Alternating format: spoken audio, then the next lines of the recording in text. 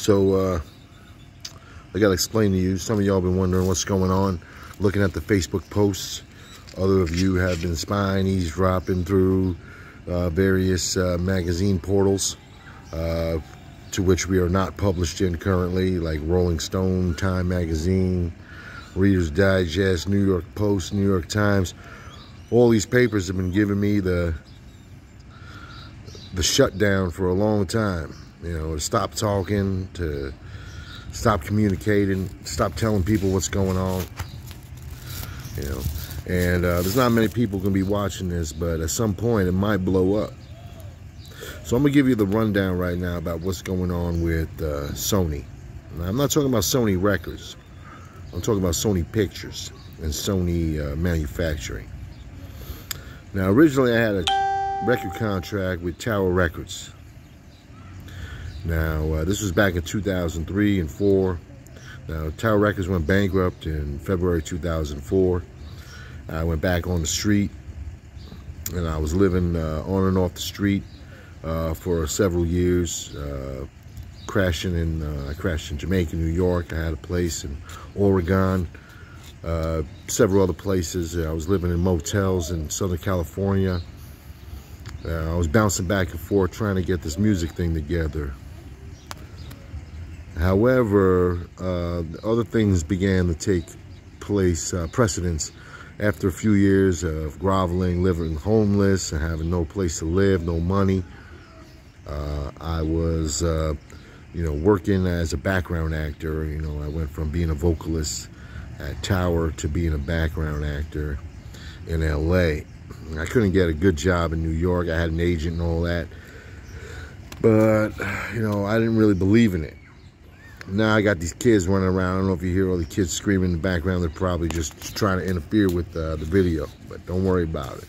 They're just kids. There's no reason to, you know, drive around in a black Mercedes and blow the little kids apart in, you know, like they do in Orlando, Florida.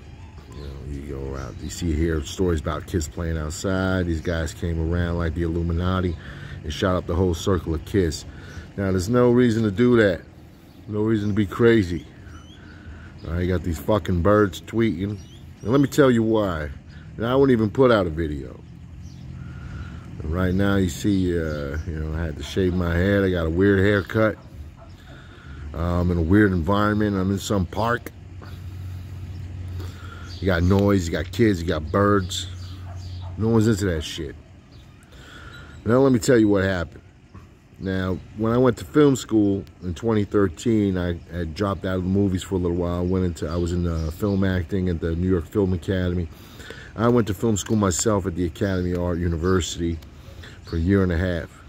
Now, during this time, I made a short film entitled The Final Curtain. It was my my mid-year, or it was actually the term final for the freshman first term, second class. You know, so it was like the final for the freshman first term, which would have been normally a December class, but I started in February. So it went down to, it was like a May, June submission. Now, the Final Curtain was about an alien who shapeshifted from this laboratory. And it starts out in San Francisco, down by the Golden Gate Bridge. And me, I'm playing the lead character. You see me hanging out by the bridge. I play an ex-reporter who was fired from my job, and I'm contemplating my life. And then I go up and I make this movie, you know, a little vivid, has different colors and black and white, and I'm walking through San Francisco now. And I meet this alien, and I become a shapeshifter, and I shapeshift a couple times into this crazy alien. And then I chase this clown, you know, throughout this complex and then throughout San Francisco. And I find him, and I turn him back into an alien. You know, it was like, and I coupled it with some shots of Alcatraz and all that. The problem is that shot for shot, angle for angle, all the shots in the movie, The Final Curtain, were included, not with me as the actor, but with Tom Hardy as the actor in the movie franchise Venom. Now, you could say that it's just a coincidence that we both had this shape-shifting alien.